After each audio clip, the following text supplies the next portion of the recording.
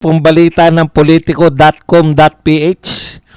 Ayon po sa politico.com.ph ay mayroon na raw di umano nakasecured na si Sandro Marcos ng 200 na boto para po sa impeachment ni VP Sara.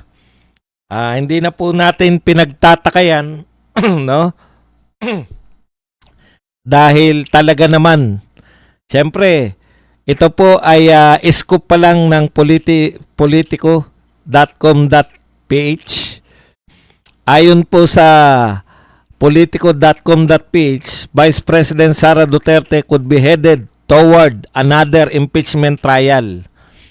Mayroon na raw around 200 congressman ang umuo o nagsabi na sila ay endorso ang complaint against her. At ito raw po ay pinamumunuan ni House Majority Leader Sandro Marcos. Ayon po sa scooper ng Politico, Sandro has been talking to party leaders, negotiating support and making sure the numbers are there. At ito pong NUP, ayon po dito sa report na to, kasi nagsabi na naman po yung NUP ngayon, pagsamahin na natin kasi isang balita lang naman yan.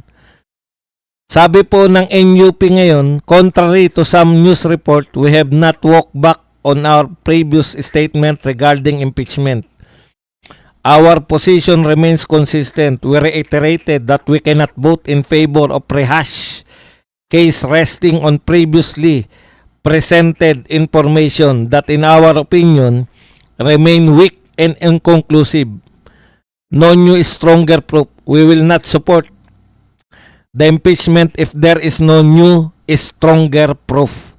Yan po ang sinabi ng NUP, no? So malinaw po dito ang stand ng NUP, pangalawa sa pinakamaraming kasapi na congressman sa House of Representatives.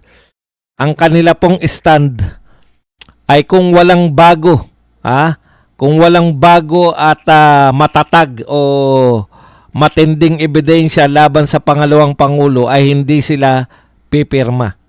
Pero ayon po dito sa scooper, no? Yung NUP raw po most likely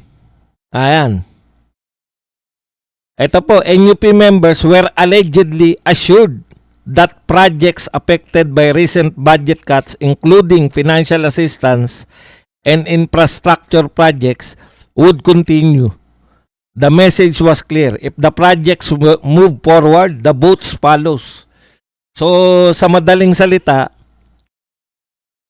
nagpapataas lang pala ng presyo tong NUP, no? Ayon dito sa scooper ng Politico, no?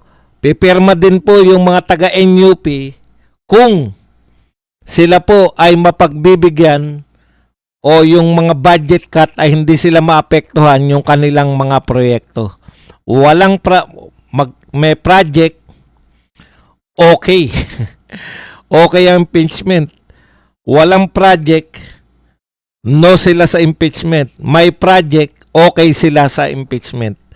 Yan po ang pinahayag nitong pahayagang o itong politico.com.ph. Tuloy na ang impeachment sa Senado ayon dito sa politico.com.ph. Wala naman tayong problema dyan dahil inaasahan na po natin na yung mga congressman ay mga tauhan ni Martin Romualdez ay talagang may tapaoho po yan, no? Meron po silang pagnanais na ituloy ang impeachment. Siguro iba na ngayon ang dahilan. Dati ang dahilan nila para magkaroon ng chance na mamuno sa Pilipinas si Romualdez, kinakailangan ma-eliminate nila si VP Sara. Ngayon po, nakikita po natin, para po mismo sa kanilang kaligtasan. Tandaan natin, marami po sa mga congressman ayon na rin dito sa mga naglutangang 18 ex-Marines ay mga nakatanggap ng maleta or paper bag na punong-puno ng pera. Ayan. So sa madaling salita, pera lang ang katapat ng mga yan, no?